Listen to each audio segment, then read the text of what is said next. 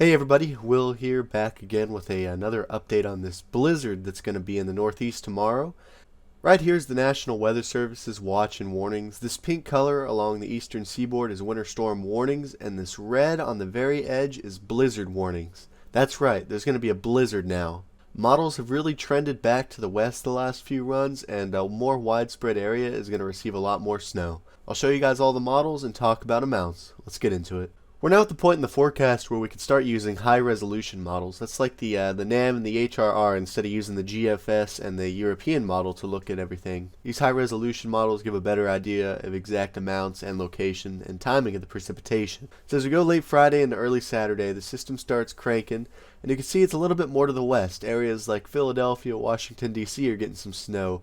New York City's getting a lot more snow. Connecticut and Rhode Island are all getting pounded with snow. Massachusetts. And where those blizzard warnings are, right along the coast, is right where that heaviest snow is going to be and where that strongest wind is. And then it keeps moving up into Maine, and the snow starts to taper off early Sunday.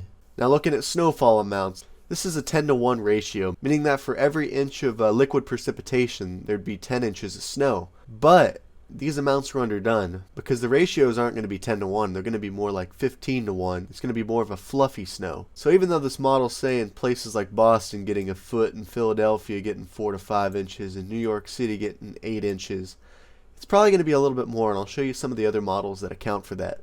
Now we're going to take a look at the North American model. This model is more aggressive with the snow, but it also has the Kuchera ratio. And what that is, it basically factors in the snow ratio. So instead of going off the 10-to-1 ratio, it's going off of the 15 to 20-to-1 ratio. It factors in the environmental conditions a little bit more, and this gives a bit more of an accurate snow total. So as we go Friday into Saturday, the system gets going.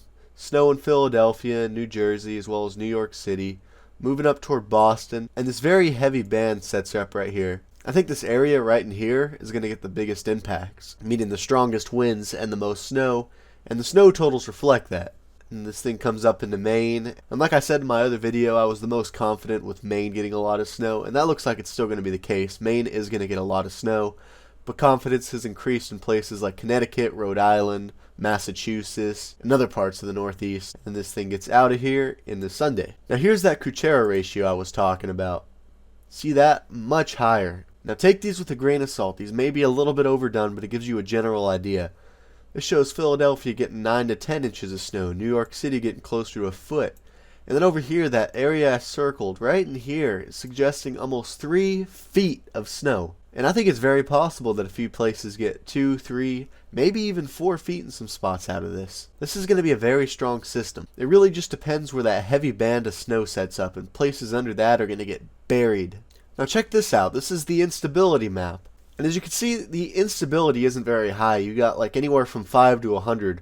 But to have thunder, you don't really need much. It's not like severe weather. You only need like 5 or 10. And these areas out on Cape Cod are a bit higher. And I think there's a good shot of some people getting thunder snow out here. And right here is the K-index from the NAM. It's basically the potential for thunderstorms. And although these values aren't extremely high, there is some potential right across Massachusetts, maybe even parts of Connecticut, where I think there is a good shot of some thunder snow. And wherever that is, they're going to get some very, very heavy snow. I'm talking 3 to 4 inches an hour snow rates. That is extremely heavy and pretty rare too. This map right here is from the Weather Prediction Center. It's the Winter Storm Severity Index. It's basically where they're expecting the highest impacts with a map of the area. You got limited impacts, which is really, just minor inconvenience. Minor impacts, maybe a little bit of disruption to your daily life.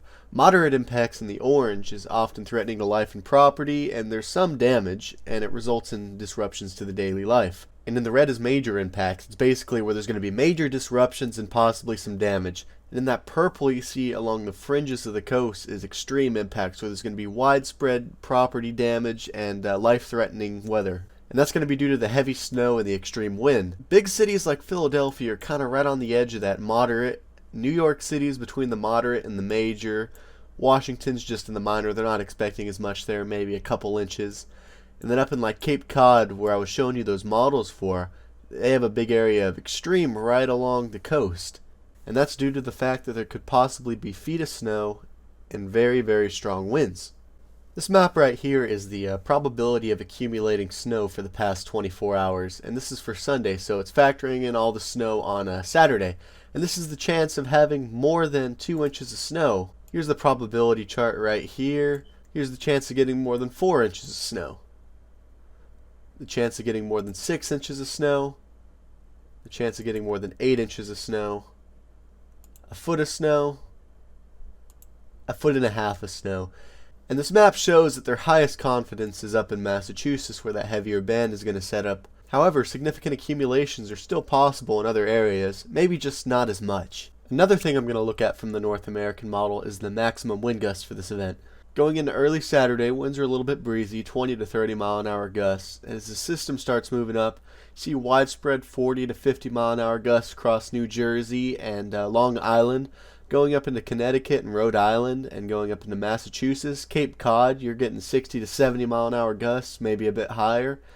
As this thing goes into Maine, it brings widespread 50 to 60 mile an hour gusts. This right here is why there's blizzard warnings across the coast. All of the areas on the right side of this line are going to get blizzard conditions. All through here, you got 50 to 60 mile an hour winds, down through here.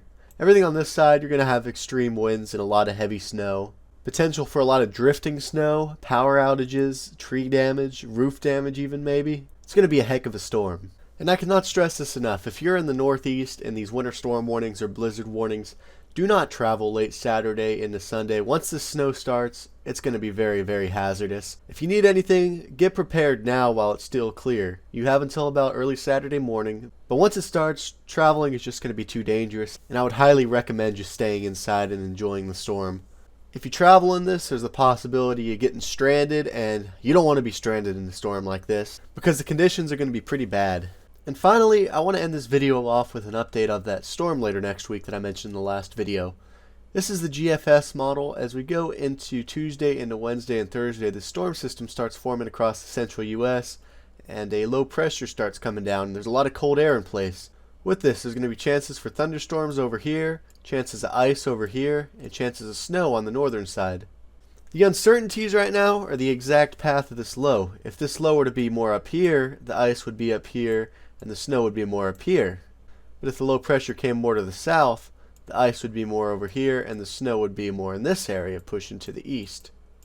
So right now there's a lot of uncertainties on this storm, but a lot of models are showing it. If I go over to the European model, it's also showing a storm around this time frame, but it's a little bit more to the south, bringing snow to more southern areas. But the last model, on the other hand, was much farther to the north. So like I said, it just depends where this low pressure shifts around. So basically what we know about the storm is there's going to be a low pressure somewhere, there's going to be rain, there's going to be ice, and there's going to be snow. What we don't know is how much of it there's going to be and where that low pressure sets up. And just like this last storm on the east coast that's about to happen, all the precipitation and everything is all going to depend on where that low pressure sets up.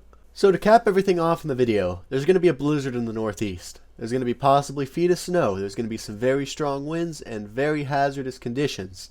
This is going to move out, and then in the middle of the next week we're watching another big system across central US which could bring rain, snow, ice, maybe even some severe weather. This is pretty far out right now, and we'll keep an eye on this one. But it's worth watching for sure. Anyways, if you live in the Northeast and you're watching this, please be safe. Try not to travel in this if you can prevent it. And I hope you enjoyed this video. If you're still watching, be sure to click that like button and subscribe if you're new. Really appreciate the support. I'll see you guys in the next update. Have a great day.